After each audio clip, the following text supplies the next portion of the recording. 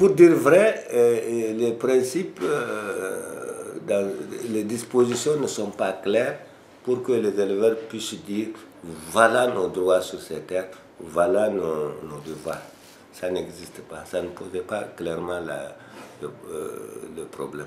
Ça ne résolvait pas le problème. Et la preuve, les éleveurs n'ont rien pu faire quand le front agricole a dépassé la zone délimitée. C'est tout simplement parce qu'on ne reconnaît pas un droit aux pasteurs qui sont là-bas, et les agriculteurs et autres acteurs profitent de cette ambiguïté pour dépasser la frontière. Qui est l'acteur qui va se poser à ça de manière juridique? Il n'y en a pas. La loi sur le pastoralisme et l'élevage, la reine est d'abord demandeur. Ensuite, dès les premiers jours du début du processus, la reine était déjà à l'avant-garde de ce processus d'élaboration du code pastoral. Nous avons pratiquement participé à toutes les réunions de cadrage des TDR de cette loi, mais au-delà de ça, nous avons pu s'imposer avec un quota raisonnable dans le comité national chargé justement de piloter le processus du code pastoral.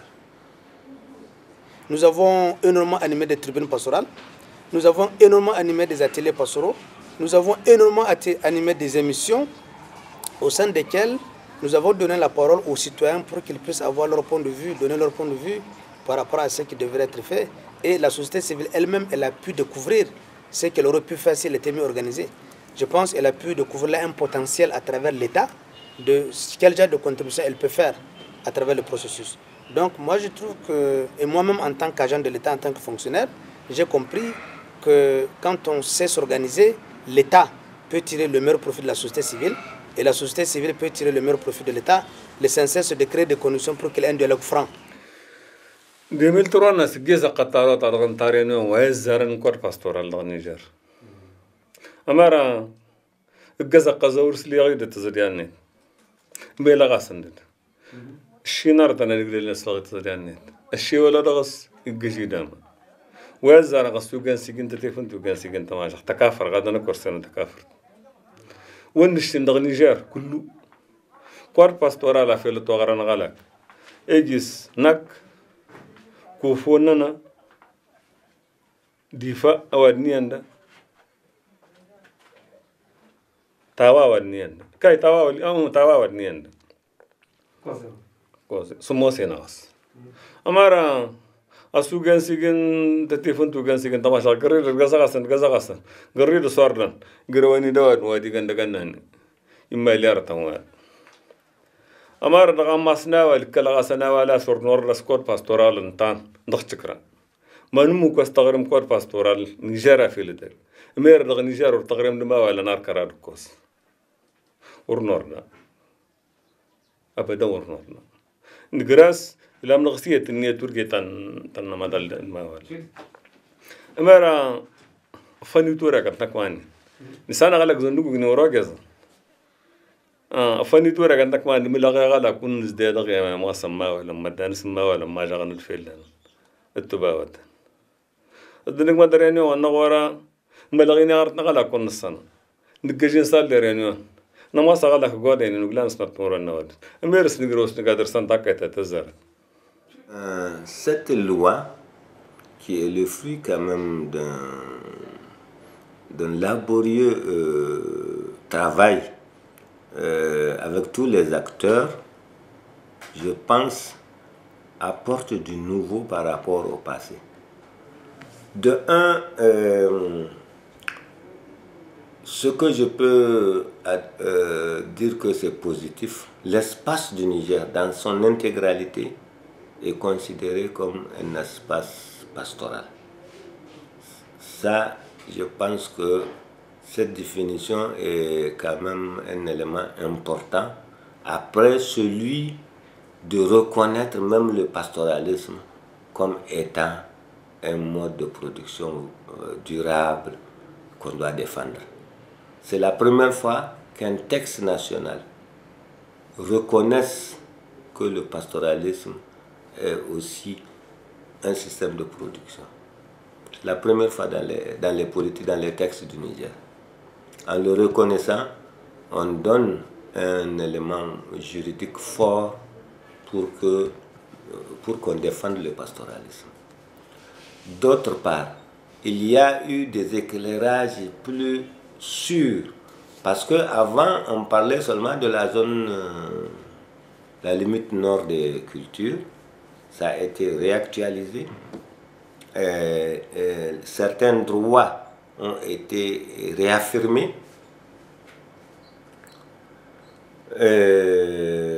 Ça, c'est un aspect. Mais de deux, en disant que l'espace du Niger, dans son intégralité, est pastoral, ça veut dire tout simplement que, comme à l'accoutumée, comme la tradition le permet, les ressources qui sont dans l'espace du Niger sont considérées comme des ressources où chaque acteur a un petit droit et qu'il peut accéder et exploiter pendant une période bien déterminée.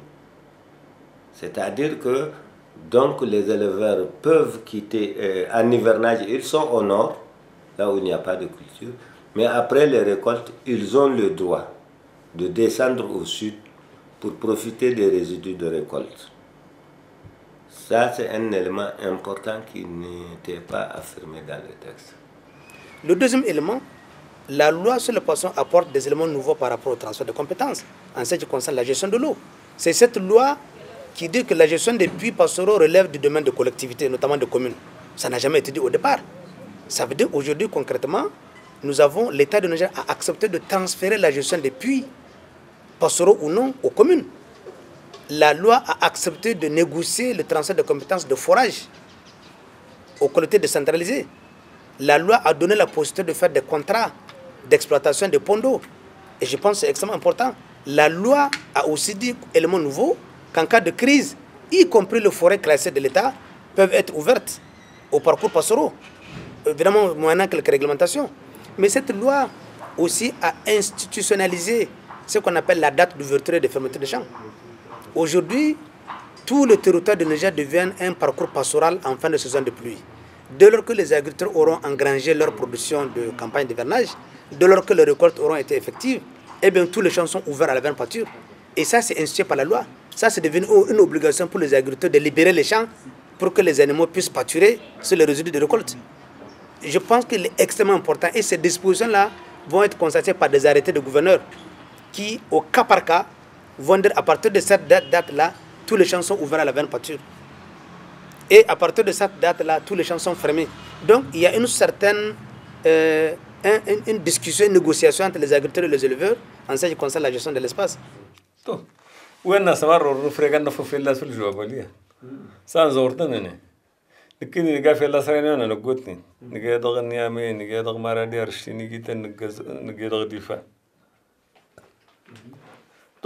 أول سنادين سند مكلن سين ورسن سين شيء مكلن ولا وركن سين وين مكلن ده ما رورتنني أول شغلان كان سان غسل كتاب مقار باستورال تك هيك صور نسينا أرتوا تانا تتمكلن ده بلين السنة ده تأوي سوي ولا ورزت. Bon, les grandes étapes, d'abord, c'est la vulgarisation de ce texte et l'explication effective de la portée de ce texte aux éleveurs. Parce que d'abord, c'est les premiers intéressés pour qu'ils puissent maintenant défendre leurs droits. Parce que jusqu'à présent, c'est par manque de ce texte qu'ils ne peuvent pas se défendre, ils n'ont pas les moyens juridiques. Donc maintenant, notre première mission, c'est la vulgarisation de ce texte de loi-là.